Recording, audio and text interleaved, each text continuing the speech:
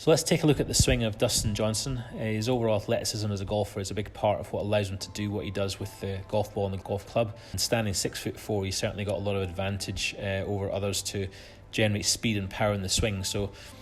the first thing we notice in the takeaway is as he sets the club in motion, we typically see a little forward press, almost a pickup of the club head, and a concept of maybe looking at the target line a little bit longer. So his feeling of square is to almost keep the club face looking at that target as he starts the rotation of the shoulders, and then as we see the club into the halfway back position, we see a slightly closed position with the face, but a nice extension of the lead arm and continuing that shoulder rotation around up to the top, whereas he reaches the top of the backs and we see a little extension in the trailing leg.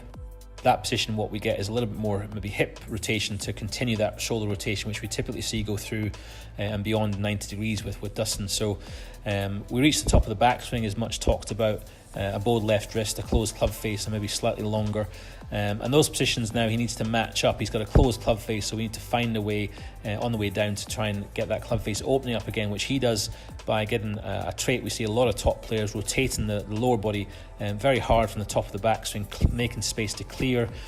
And as we reach the hands at about shoulder height in the downswing, we see that already we've got the hips and the knees level with the ball.